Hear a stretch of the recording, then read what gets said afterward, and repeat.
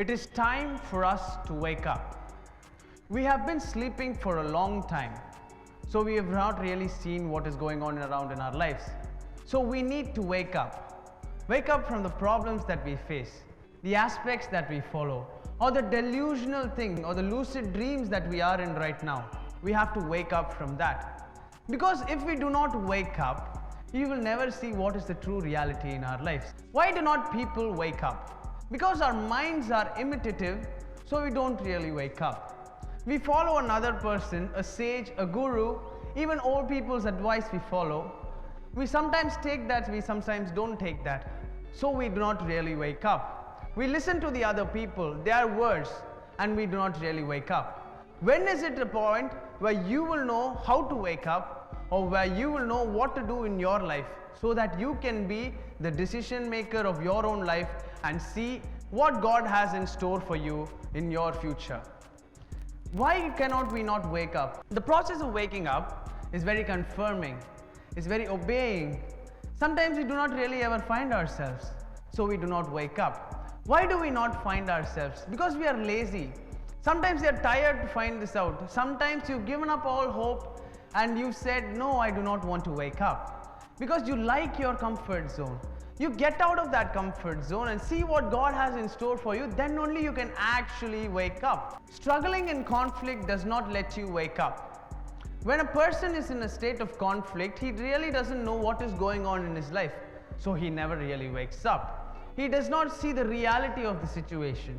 So, if he does not see the reality, there's one question I would like to ask you. Are you all waking up, or are you all just merely awake? Waking up is a process where God is in your life.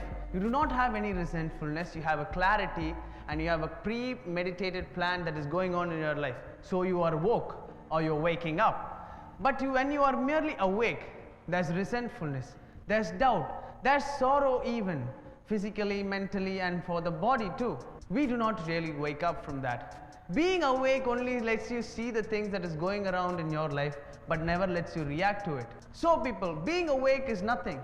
We have to wake up to see what the reality of a situation in our life is in this right now. The Bible verse that clearly explains this, the process of waking up, comes from 2 Timothy chapter 2 verses 22 to 26.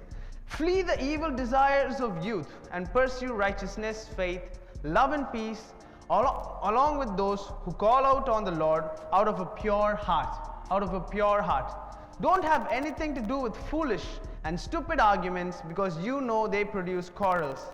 And the Lord's servant must not be quarrelsome, and he must be kind to everyone, and be able to teach, not resentful. Verse 25. Opponents must be gently instructed in the hope that God will grant them repentance, leading them to a knowledge of truth, and that they will come to their senses and escape from the trap of the devil, who has taken them captive to do his will. In 2 Timothy chapter 2 verses 22 to 26 talks about devil keeping us in a process of not waking up. Not waking up, not in a sense that the devil comes in front of you and doesn't let you wake up. It is not like that. He puts various thoughts, various angers, various emotions in your minds, various types of resentfulness, or a various aspect that is kept in front of you, which is a very confusing state. You cannot find the answer. So you do not really wake up. So not waking up is become a merely fashion of life. You cannot get out of it because it's formed a cycle. How do we get out of this waking up? We need to find that there's a quarrelsome mind and there's a clear mind. When you are in a clear mind, you will understand what is going around in your life and you will be ready to see the reality. Even if it is sad, even if it is sorrowful, maybe to the body or maybe to the mind, even if it is not bringing happiness.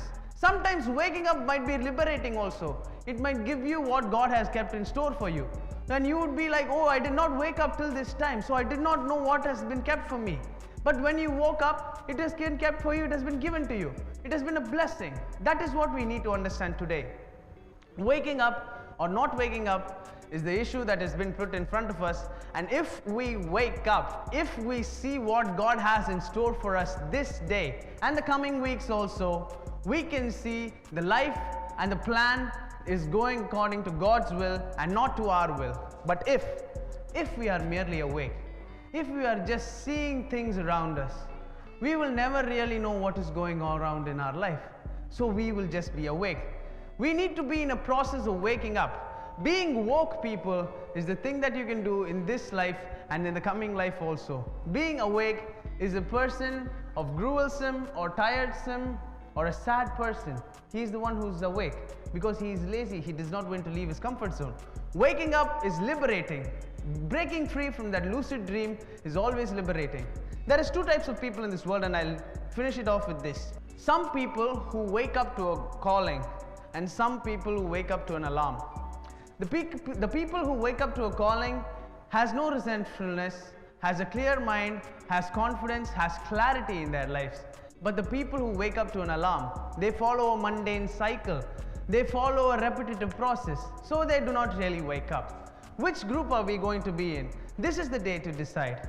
Being woke or waking up will always be liberating. All your lucid dreams will be away, so you will have a clear clarity of life to see what God has in store for you. Wake up, people. It's time, don't you think? How much time do you think we can sleep off and while away in the process of our own life? It's time for us to wake up, it's time for us to see, and it's time for us to receive what God has in store for us. Thank you, people. Thank you for your time. Until we meet again for our next episode.